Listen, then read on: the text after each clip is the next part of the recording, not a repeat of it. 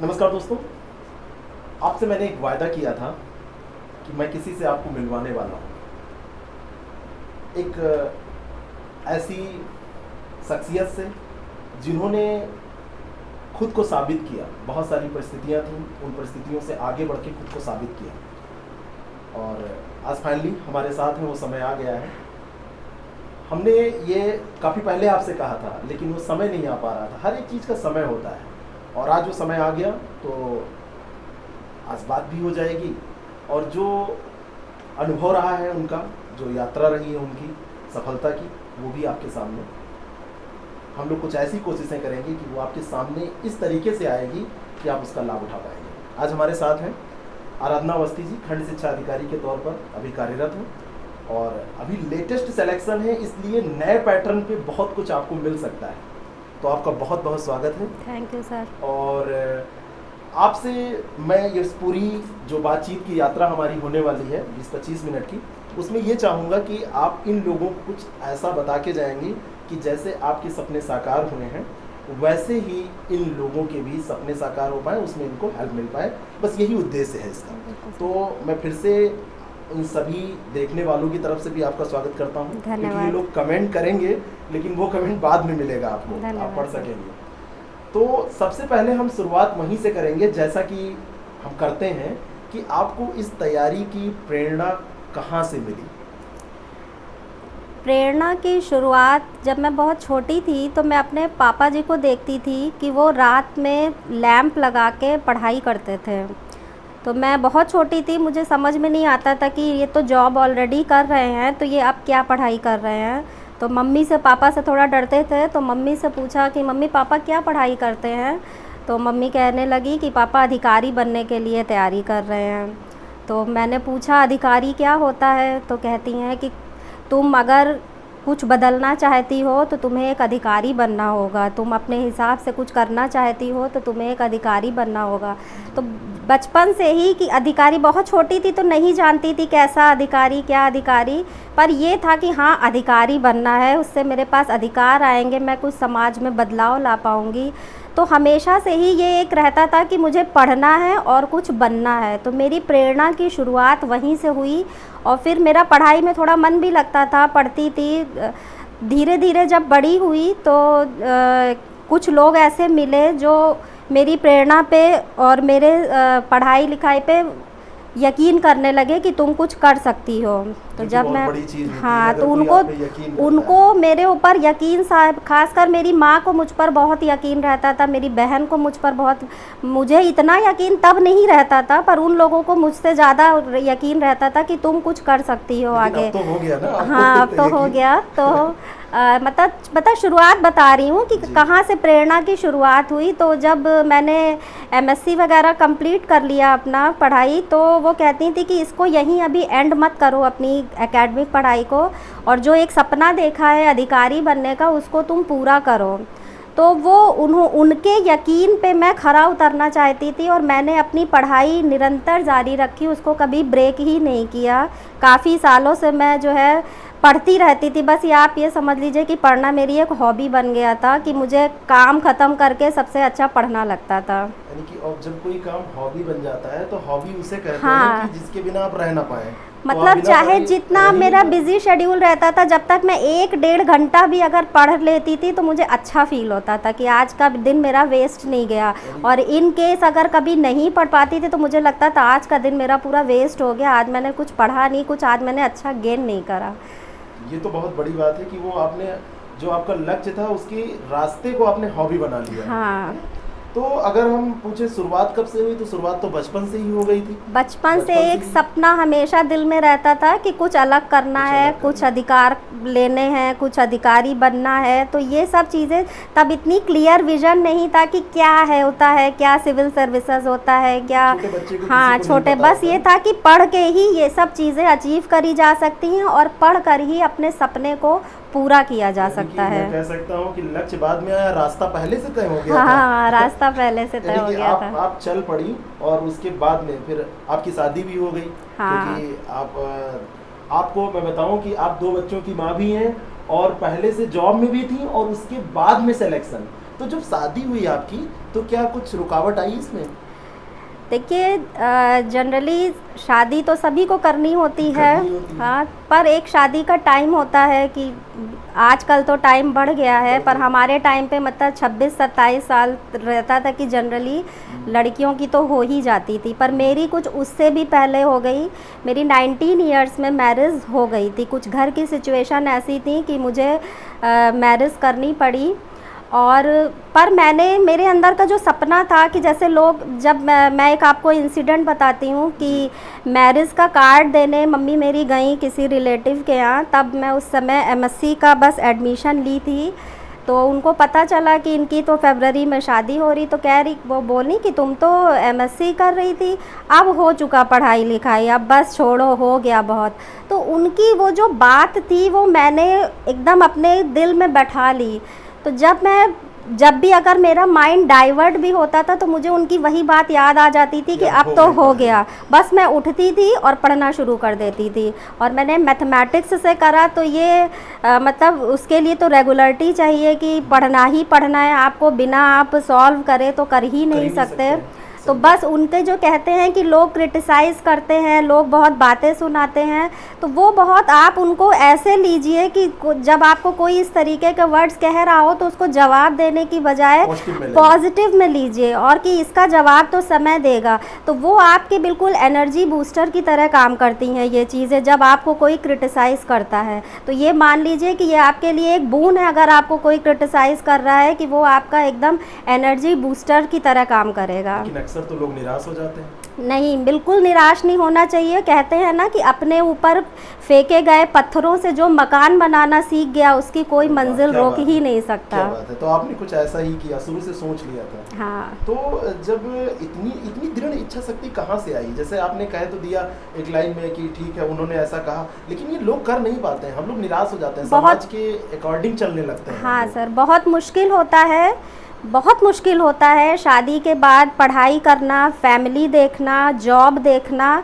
मुश्किल होता है, पर नामुमकिन कुछ भी नहीं होता। अगर आपने कोई चीज़ ठान ली है, देखिए 24 घंटे सबके पास होते हैं, चाहे वो वर्किंग लेडी हो, चाहे घर में रह रही हो, जिसको भी आप सक्सेसफुल मान रहे हो, सबके पास 24 घंटे हैं।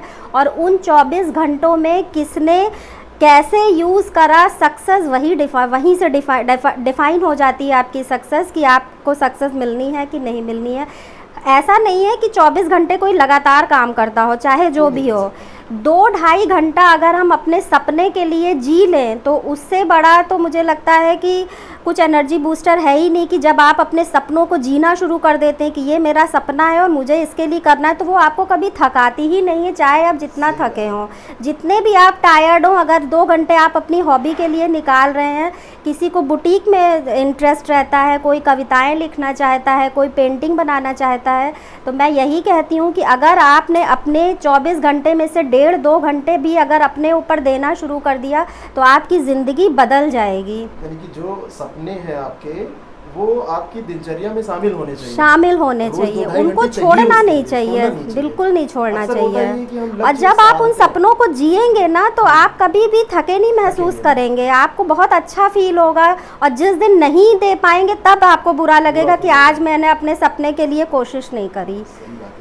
तो ये जो यात्रा थी आपकी, जैसे सपना तो आपने बना लिया, लोगों की जो ताने थे या नेगेटिव थॉट्स थे उसको आपने पॉजिटिव उसमें चेंज कर लिया। आपने कहा जो पत्थर मारे गए उससे मकान बनाना सीखना चाहिए, तो आपने वो राह चुनी और उसको अख्तियार किया और आगे बढ़ी। लेकिन चुनौतियाँ तो आई होंगी, बहुत सारी चुनौतियाँ आई, भीषण चुनौतियाँ आई।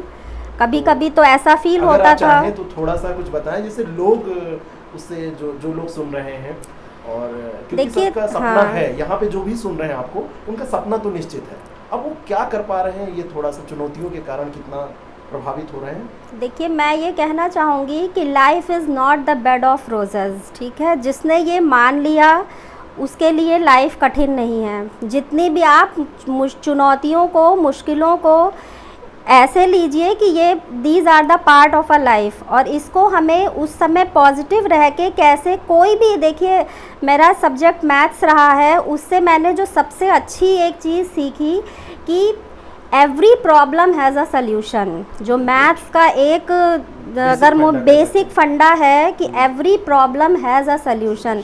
अगर प्रॉब्लम है तो उसका कहीं ना कहीं सल्यूशन ज़रूर है। जैसे क्वेश्चन का आंसर है, आंसर का क्वेश्चन है, वैसे ही प्रॉब्लम का सल्यूशन है। बहुत बड़ी बात है ये वास्तव में। तो अगर बस मेन चुनौतियां जब हमारे सामने होती हैं, मुश्किलें होती हैं, तो वो ऐसे ही बेवजह नहीं आती, वो हमें आगे बढ़ाने के लिए ही आती हैं। और मुझे लगता है कि वो बहुत खुशनसीब लोग होते हैं जिनके आगे ये चुनौतियां आती हैं कि ईश्वर जो है उनको परख रहा है कि क्या मुझे जो इनको देना है उसके ये काबिल हैं कि नहीं।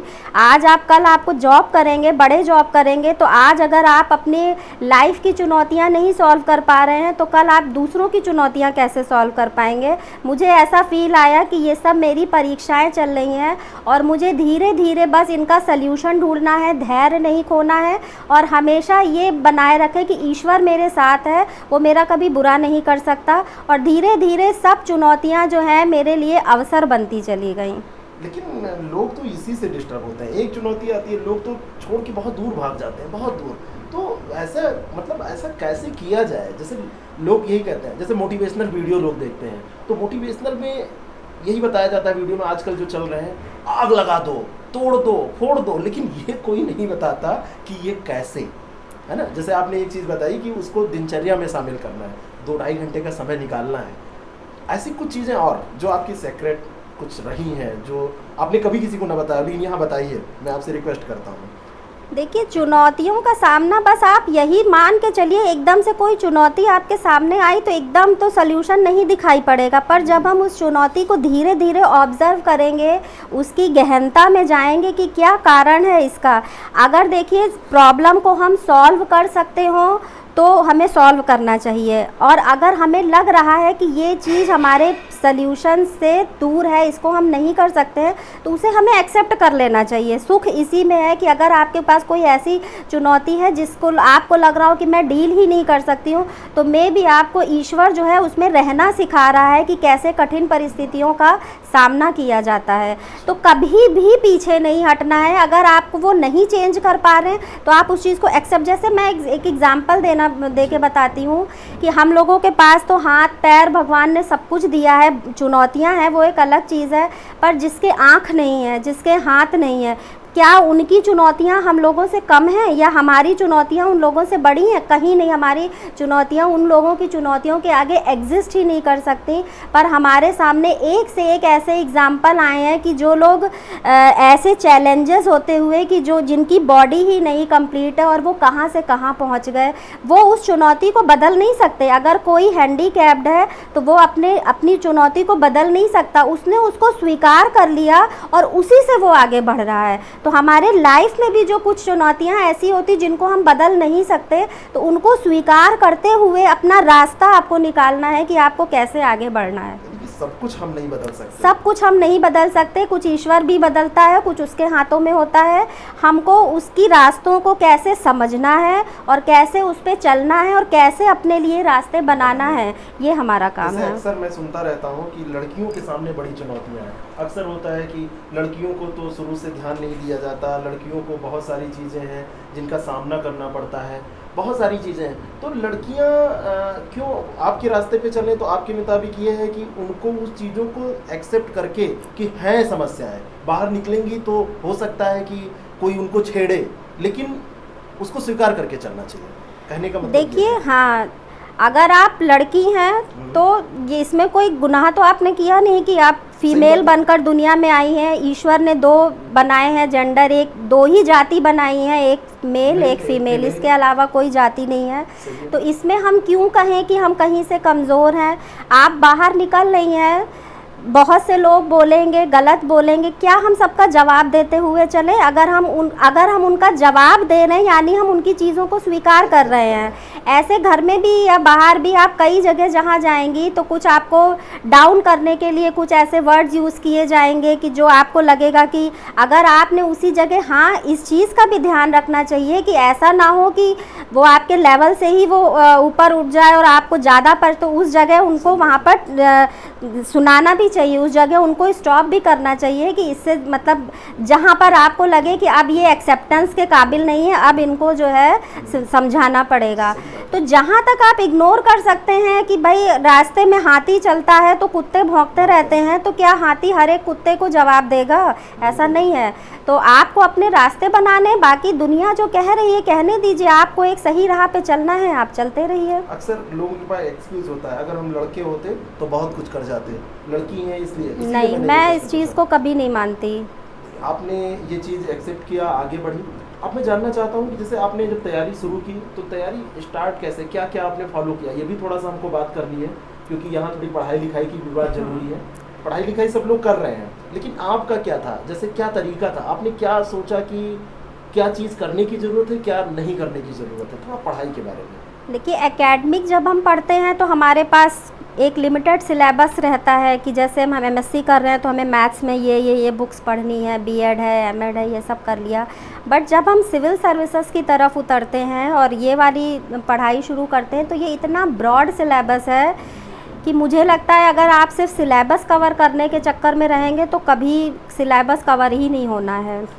तो इसका सबसे आपने माना? हाँ, ये चीज़ मैंने इसलिए माना कि जब मैंने फ़र्स्ट टाइम पीसीएस का पेपर दिया था तो मैंने वो बैक क्वेश्चंस लगाए, तो इसके अलावा मैंने कुछ नहीं पढ़ा था, सिर्फ मैं ये देखना चाहती थी कि इसमें आता क्या है। तो मैंने बैक क्वेश्चंस खाली लगाए जो प्रीवियस ईयर के थे और मैं बहुत अच्छा परफॉर्म करी उसमें। हालांकि मेरा सिलेक्शन नहीं हुआ, मतलब बिल्कुल मार्जिन पे रह गया, बट मुझे ये उस चीज़ से एहसास हो गया कि इतना करके यहाँ तक पहुँचा जा सकता है। मुझे एक ये चीज़ समझ में आ गई। तो जो एक कॉन्सेप्ट बना हुआ था कि मोटी मोटी किताबें पढ़नी चाहिए, 18 घंटे पढ़ना चाहिए, तो ये जो एक दिमाग से था ये वॉश आउट हो गया कि आप सेलेक्टेड पढ़ के आप अपना टारगेट पा सकते हैं। बहुत ज़्यादा मोटी मोटी किताबें जरूरी नहीं है। बिल्कुल ज़रूरी है ही नहीं। आप सेलेक्टेड पढ़िए, रिवीजन सबसे revision is the key of success. आप कम पढ़िए और रिवाइज करते रहिए, वही आपको एग्जाम में हेल्प करने वाला है। मैं आपसे अगर बुक लिस्ट पूछूं तो आपके पास बुक लिस्ट कोई बुक लिस्ट नहीं है मेरे पास। और फाइनल सिलेक्शन आपके पास है। हाँ। है?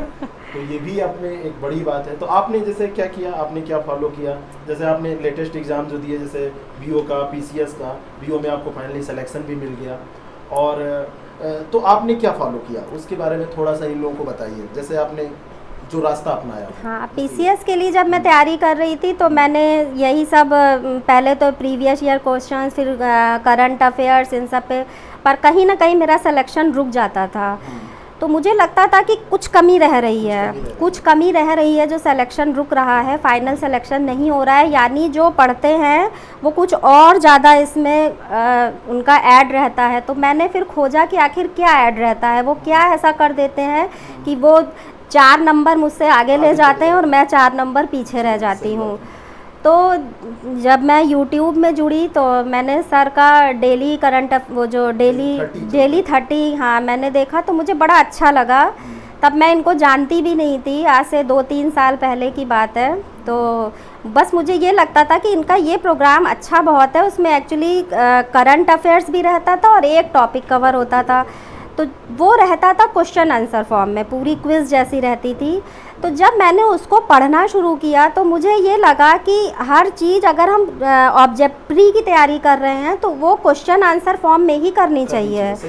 और फिर जब इनसे संपर्क हुआ तो पता चला टेस्ट सीरीज़ वगैरह आती हैं। तो मैंने जब टेस्ट सीरीज़ सॉल्व करी वो मेरे लिए बहुत ज़्यादा बेनिफिशियल प्रूव हुआ। तो मेरी जो सक्सेस, जो मेरे 4 नंबर पीछे रह रहे थे, तो और मैं 20 नंबर आगे हो गई। सिलेक्शन बस इसी 8-10 नंबर से ही हाँ होता है। तो ये टेस्ट सीरीज़ जब मैंने सॉल्व करी तो इनकी भी ज्वाइन करी, और भी जो मुझे लगता था हाँ दूसरे उसकी, तो मैंने कई मतलब मैंने अपने रूटीन में अपना लिया कि मुझे एक टेस्ट सीरीज़ रोज़ सॉल्व करनी है। अब मेरी जो प्रिपरेशन थी, रूट थी, वो मजबूत हो चुकी थी कि मेरे प्रीवियस ईयर क्वेश्चंस में बुक उठाती थी तो मुझे सब आ जाते थे, लगता था अब इनको पढ़ने की ज़रूरत ही नहीं, तो वो टेस्ट सीरीज़ में कवर ही हो जाते थे ऑलरेडी। तो बस मैं क्योंकि थक के बहुत आती थी, पर जब टेस्ट सीरीज़, बस ये था टारगेट कि आज एक टेस्ट सीरीज़ का 150 क्वेश्चन होते हैं एक टेस्ट सीरीज़ में। आपकी जॉब भी मुझे जहाँ तक पता है कि आपने एक बार बताया था दूर था, बहुत दूर थी, तो सुबह हाँ। जल्दी निकलना, शाम को देर में पर आना। वही है कि जो सपना दिमाग में चल रहा था कि कुछ करना है, तो वो मुझे बूस्ट की तरह काम करता था।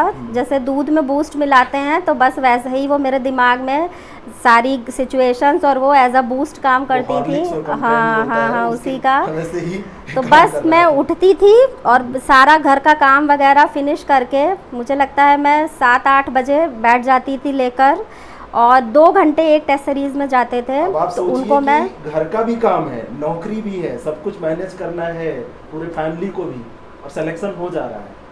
कुछ लोग केवल पढ़ाई के लिए ही, सिलेक्शन ठीक है, उनका एक सपना है, उसी के लिए रात दिन मेहनत कर रहे हैं। ऐसा नहीं कि वो मेहनत नहीं कर रहे हैं, लोग पढ़ते हैं 10-12 घंटे पढ़ते हैं। कुछ क्या होता है ऐसा, आपको क्या लगता है कि वो क्यों नहीं पा पाते हैं अपने सिलेक्शन को? वही पढ़ाई की डायरेक्शन देखिए। डायरेक्शन हाँ, खाली घंटे बढ़ाने से कुछ नहीं होता कि आपने 15 घंटे पढ़ लिए, 20 घंटे पढ़ लिए। अगर आपने एक दिन 18 घंटे पढ़ लिए और रिवाइज ही नहीं कर पाए आप सिलेबस कंप्लीट करने के चक्कर में, तो आपको कुछ नहीं याद रह जाएगा। अच्छा, मेरी टेस्ट सीरीज सॉल्व करने का भी एक पैटर्न था। उसको जरा बताइए। जब मैं टेस्ट सीरीज 150 के 150 क्वेश्चन तो किसी को आते नहीं हैं, और उसमें लगभग 50 क्वेश्चन ऐसे रहते थे जो सबको आते ही हैं, तो उनको हमें दोबारा देखने की ज़रूरत भी नहीं पड़ती। तो जो हर टेस्ट सीरीज़ में जो टिपिकल क्वेश्चंस आते थे, नए क्वेश्चंस जो मुझे लगते थे, उसकी मैंने एक डायरी मेंटेन कर रखी थी। तो वो मैं शॉर्ट में एकदम कि ये क्वेश्चन है, मतलब क्वेश्चन ऐसा कि ये जो भी पूछा गया और उसका आंसर लिख लिया और उसको सर्कल में कर लिया। तो मेरे एक पेज में 5-6 सर्कल बन जाते थे। तो हर हफ्ते सैटरडे या संडे जब मेरा पढ़ने का मन नहीं करता था, मान लीजिए टेस्ट सीरीज़ नहीं मन हो रहा लगाने का, तो मैं उसको एक बार बस सर्कल्स देख लेती थी। तो वो मेरे दिमाग में बैठ जाता था कि इस सर्कल में नहीं करता था। तो ये जो आप कर रहे हैं वही पढ़ाई है सबसे बड़ी, मुझे तो ये लग रहा है। वो मैं रिवाइज कर लेती थी और उन पेज को फोल्ड करती जाती थी कि ये मैंने एक बार देख लिया है, क्योंकि मेरे पास इतना टाइम नहीं रहता था कि मैं एक बार में बैठ के कई चीज़ें रिवाइज कर पाऊँ। तो मैं टुकड़ों में पढ़ाई करती थी, टुकड़ों में रिवाइज करती थी। तो ये और टुकड़े जोड़ के कितने घंटे हो जाते थे ज़्यादा से ज़्यादा? अगर मैं जा रही हूँ रेगुलर और अपने रूटीन में हूँ, हाँ सच वाला, तो ये टोटल मिला के 2 घंटे से ज़्यादा कुछ नहीं हो पाता था। देख लीजिए, सिर्फ 2 घंटे वर्किंग। इसमें एक बड़ी चीज मुझे लगी, रेगुलरिटी थी। बस रेगुलरिटी बनी रहती थी, हमेशा रही। हाँ। और संडे के दिन मैं टेस्ट सीरीज़ नहीं लगाती थी, ना किसी छुट्टी के दिन टेस्ट सीरीज़ मैं उसमें क्या करती थी, पूरा दिन जैसे अपना काम फिनिश हो गया, क्योंकि मेरा जॉब काफ़ी दूर था, तो मेरे बैकबोन में प्रॉब्लम हो गई थी, मैं बहुत ज़्यादा देर बैठ नहीं पाती थी। तो मैं लेट के यूट्यूब ऑन करके, कई चैनल हैं, खाली मतलब एक ही का मैं नहीं, कई चैनल से आप हर चैनल में कुछ ना कुछ एक अच्छाई होती है, तो उसको देख के मैं सुनती रहती थी लीड लगा के। तो मैंने बस अपनी स्टडीज़ में सुना है और टेस्ट सीरीज़ लगाई है, बस यही। किताबों से दूर रही, बिल्कुल दूर रही। मुझे सफलता जरूर है आपके पास, है? मुझे मोटी किताब देख के हमेशा से ही डर लगता था। किसी को भी लगता है, और वास्तव में लगता है कि इतना मोटा तो एक ही किताब, कि कैसे कोई पढ़ सकता है। आप एग्जाम में अगर वो लेके बैठ जाएं तो मुझे नहीं लगता कि कुछ भी याद रहेगा उसमें। अच्छा, थोड़ा सा टाइम मैनेजमेंट में अगर कोई आपसे कहे कि जैसे टाइम आपने तो 2-2.5 घंटे, किसी को हो सकता है 4-5 घंटे की जरूरत पड़े, तो ये पढ़ाई का तरीका और टाइम मैनेजमेंट ये कैसे करना चाहिए? मुझे लग रहा है कि आपका कुछ स्पेशल था जॉब के साथ। हाँ, मैंने तो यही बताया कि बस रेगुलरिटी आपकी मेंटेन रहनी चाहिए, ये टूटनी नहीं चाहिए कभी, कि आप 3-4 दिन भी गैप मत होने दीजिए। अगर आपका कोई, देखिए हर बार ऐसा होता है कि हम जो टाइम टेबल बना रहे हैं वो फॉलो नहीं हो पाता है, तो कुछ लोग सोचते हैं कि अरे अब तो ये फॉलो ही नहीं हो पाया, तो अब छोड़ो इसको, हटाओ, फिर देखा जाएगा, फिर नया बनाएंगे। तो ऐसा मत करिए। ये एक आपका, हमारी पार्ट ऑफ लाइफ है कि जैसा हम सोचते हैं हर समय वैसा नहीं होता है। कभी आपके घर में कोई गेस्ट आ जाएगा तो आपका उस दिन का पार्ट छूट जाएगा, पर ऐसा नहीं है कि उस दिन आपको 10 मिनट भी नहीं मिलेंगे। आप उस दिन 10 मिनट करके कुछ करंट अफेयर्स ही पढ़ लीजिए, आप उस दिन 15 मिनट करके कुछ क्विज़ ही सॉल्व कर लीजिए। कुछ अब तो ऐसी सब आ गई कि ऑनलाइन ही करते जाओ। तो आपको उन सब छोटी छोटी, जैसे आप मान लीजिए मेट्रो में ट्रैवल कर रहे हैं, मेरी जो जर्नी रहती थी, मैं बहुत वैन से आती जाती थी, तो वो 2-2.5 घंटा, मतलब 5 घंटा मान के चलिए, 2 घंटा आने का, 2 घंटा जाने का। तो मैं मैक्सिमम उसमें यूट्यूब सुनती रहती थी, YouTube तो है, मेरा टेस्ट काफ़ी सीरीज है। कुछ उससे कवर हो जाता सही था, है। क्योंकि उस समय आप टेस्ट सीरीज तो नहीं लगा सकते, नहीं लगा और आपसे कोई बात भी कर रहा है, आप हटाइए, अपने बात का बात जवाब कर- भी दीजिए। सही बात। तो वो सब जो पीरियड, मतलब मुझे लगता था कि वैन का पीरियड, मेट्रो का टाइम पीरियड, अगर आप अपनी मतलब हर चीज़ में अवसर ढूंढने लगे तो ऐसी कभी सिचुएशन ही नहीं आएगी कि मेरे पास टाइम नहीं है। तो अभी तो आप खंड शिक्षा अधिकारी के तौर पर काम कर रही हैं, और हमारी ये इच्छा है कि अगला जब इंटरव्यू हो तो जो भी आपके मन में अभी जो आपका सपना हो, क्या है मुझे नहीं पता, अभी इन्होंने मुझे बताया नहीं है, पहले भी मुझे नहीं बताया था। एज ए बस टेस्ट सीरीज ज्वाइन किए और कैसे फिर संपर्क हुआ, बातचीत हुई, तो कई एग्ज़ाम्स क्लियर किया आपने, बीओ में फाइनल सिलेक्शंस भी हुए, तो अब आगे का जो सपना है वो तो पूरा ही होगा। बीओ की पोस्ट पे आप अभी क्या चैलेंज है, थोड़ा सा बात करेंगे 2 मिनट कि उसमें क्या आपको लगता है, जैसे आप एज ए टीचर भी आपने वर्क किया है, अब आप उसी विभाग की अधिकारी बन गई हैं, तो तब और अब में क्या सोच में अंतर हुआ, क्या लग रहा है, क्या करना चाहिए आपको, कुछ नया? देखिए, कुछ क्योंकि initiative? मैं खुद इस विभाग से जुड़ी थी बहुत पहले से, हम्म, तो मुझे उसकी बेसिक चीज़ें बहुत पता हैं कि रूट लेवल पे क्या कोई भी challenges हैं? योजना चलाना और उनको साकार करना और बड़े लेवल पे बनना बहुत अंतर होता है, कि योजनाएं बनाने और उनका क्रियान्वयन ग्रास करना। लेवल पे आकर उनको प्रोसेस में लाना तो काफ़ी अंतर होता है। तो मुझे बीओ बन के यही चीज़ दूर भी करनी है, और मतलब यही चैलेंज कि कैसे मैं उन योजनाओं को बिल्कुल धरातल पर लागू कर पाऊँ। जो मैं टीचर थी तो मैं नहीं उतना इनिशिएटिव ले पाती थी, तो अब मैं, जब मेरे पास पावर है, तो मैं टीचर्स की भी मजबूरी जानती हूँ, उनकी भी दिक्कतें, क्योंकि मैं दोनों तरफ से, मुझे उनका भी वो पता है पता है, कि पेन पता है, हाँ, कहाँ पेन कहाँ पता दिक्कत है है। कि कहाँ कहाँ दिक्कत आती है। और तो मैं यही कोशिश करती हूँ कि अगर मैं इस पर आई हूँ तो मैं ये सब चैलेंजेस दूर करने की कोशिश करूँ। सही है। और अगला मैं क्या सोचूं, अगला इंटरव्यू जब होगा आपका, तो आप किस पद पर रहेंगी, क्योंकि जर्नी तो जारी है, मुझे नहीं लग रहा है कि ये रुकने वाली है, ये चलती रहेगी। Finally SDM. Finally SDM.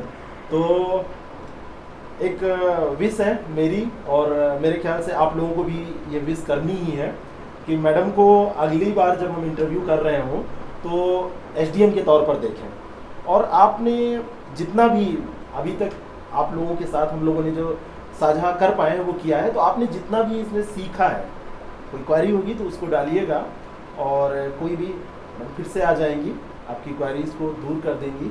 और मेरे ख्याल से कि जो बातें हुई हैं टाइम मैनेजमेंट की, जो पढ़ने की, 2-2.5 घंटे पढ़ के भी किया जा सकता है, मोटी किताबों से बचा जा सकता है, ऑनलाइन बहुत सारे प्लेटफॉर्म्स हैं उनसे किया जा सकता है, तो इन सब बातों को वास्तव में फॉलो करना चाहिए।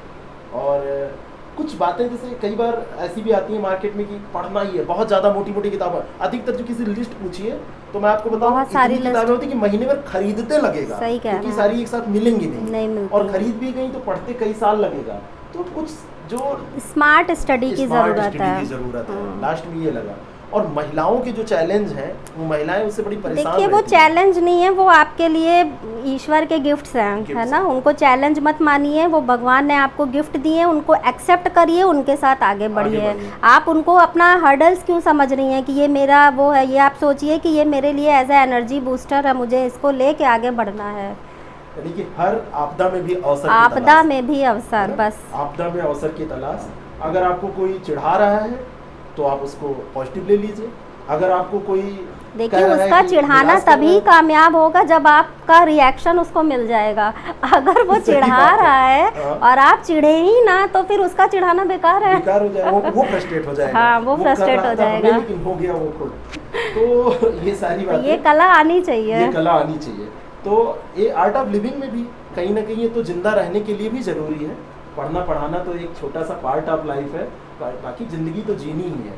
और कई बार ऐसा भी होता है, जैसे कई बार हमने देखा है लोग इतना फ्रस्ट्रेट होते हैं कि सिलेक्शन नहीं हुआ, ये है तो अब हम जान दे देंगे, और बिल्कुल फ्रस्ट्रेट होकर पगलू की तरह घूम रहे हैं।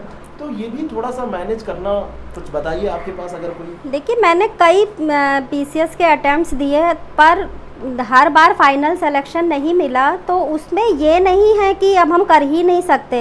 उससे मैंने ये देखा कि पिछले बार के मार्क्स से इस बार के मार्क्स मेरे ज़्यादा आए, यानी मेरा एफर्ट सही डायरेक्शन में चल रहा है, मैं पीछे नहीं हटी। हाँ, मैं ये नहीं कह सकती कि आपको गुस्सा नहीं आएगा या आप निराश नहीं होगे। भाई हम ह्यूमन बीइंग हैं तो ज़रूर गुस्सा भी आएगा, हम निराश भी होंगे, खुशी में खुश भी होंगे। कोई वो तो है नहीं कि कोई हमें पत्थर हो तो हम पर कोई असर ही नहीं होना है, सब कुछ होना है। बट मैटर क्या करता है कि आप उन सब चीज़ों से कितनी जल्दी उबर आते हैं। जैसे मान लीजिए आज पीसीएस का रिज़ल्ट आया और मेरा सिलेक्शन फाइनल नहीं हुआ, तो क्या मैं निराश नहीं होंगी निराश, पर ज़्यादा से ज़्यादा 1 दिन 2 दिन, थर्ड डे मेरा फिर से वही रूटीन शुरू हो जाता है कि ठीक है अभी तो मेरे पास इतने अटेम्प्ट्स बचे हैं, अरे नहीं हुआ, कितने लोगों का नहीं हुआ, सिलेक्शन तो कम लोगों का होता है, सबका सिलेक्शन थोड़ी ना हो जाता है। पर उससे कभी पीछे नहीं हटना चाहिए कि अपनी पढ़ाई को ब्रेक नहीं करना चाहिए, अपने सपनों को छोड़ना नहीं चाहिए, क्योंकि सपने का मिलने का एक समय होता है जो ऊपर वाले के हाथ में है। अच्छा, जो ऊपर, हाँ बिल्कुल यकीन है कि वो समय, देखिए ऊपर वाले के, जैसे हम बैंक में लॉकर होता है हमारा, तो उसकी 2 कीज़ होती हैं, एक कस्टमर के पास में होती है, एक बैंक वाले के पास में होती है। जब वो दोनों कीज़ लगती हैं तभी लॉकर खुलता है। तो बस मैंने यही सोचा कि अगर ऊपर वाला अपनी की खोल भी देगा पर हमारी एफ़र्ट वाली की नहीं रहेगी तो वो कभी नहीं खुलेगी। पर हम एफ़र्ट लगा रहे हैं, अभी उसकी की बाकी है, उसको टाइम कम मिल रहा है, इतना मैनेज करना है, पर लगाएगा ज़रूर वो पर अगर आपकी एफ़र्ट वाली की नहीं लगी होगी तो फिर उसकी की काम नहीं करेगी। तो यानी एफ़र्ट प्लस ऊपर वाले की जब लक कह देते हैं, पर उसका टाइम आता ज़रूर है। मतलब अगर उसके टाइम, उसके ऊपर हमें भरोसा करना चाहिए कि वो टाइम आएगा। वो हम नहीं डिसाइड कर सकते कि वो टाइम कब आएगा, वो टाइम वो वही डिसाइड करेगा। हम सिर्फ कर सकते हैं अपना एफर्ट वाली की को बराबर मेंटेन करें कि उसको जब भी फुर्सत मिलेगी तो वो की लगा देगा। और फिर हमारी ऑलरेडी लगी होनी चाहिए। तो अंत यहीं से हो रहा है कि अपना टाइम आएगा, बिल्कुल आएगा। एक दिन आएगा, तो हमको निरंतर प्रयास करना है, यकीन रखना है। तो ये हमारी बातचीत का यहीं पर अब अंत होता है, क्योंकि बहुत लंबा सेशन नहीं, आपके पास टाइम भी नहीं है, बहुत सारी मीटिंग्स, बहुत सारी जिम्मेदारियां सारी होती हैं, और बहुत दिन से ये कोशिशें चल रही थी, तो आज ये मुलाकात हो पाई। देखिए आज इसका टाइम था तो हो पाया। ये भी बात है, ये प्रयास कई बार हुए हैं। आपसे हमारी बात हुई, हमने कहा कि चलिए किसी दिन बताइए, अपनी एक्सपीरियंस शेयर करिए, क्योंकि मैं जब भी बात आपसे मेरी हुई है तो मैं बड़ा बहुत एनर्जेटिक फील करता हूँ कि हाँ कोई सफलता के बाद भी रुक नहीं रहा है, और सफलता भी के लिए कितनी अलग है, कितना एक जैसे एक बेचैनी होती है कि जब तक प्राप्त नहीं कर लेंगे तब तक वो हम रुकेंगे नहीं। तो मुझे दिखता था, इस बातचीत में कितना दिख पाया ये आप लोग बताएंगे। ये सेशन, ये जो हम लोग बातचीत कर रहे थे, इसको यहाँ पे समाप्त करते हैं, फिर मिलते हैं अगली बार, तब जब आप एसडीएम बन जाएंगी। आप लोगों के जो भी कमेंट होंगे कमेंट बॉक्स में डालिएगा, जो भी आपकी क्वेरीज होंगी उनको डालिएगा, जो भी आपको अच्छा लगा उसको डालिएगा। Thank you so much. Thank you sir.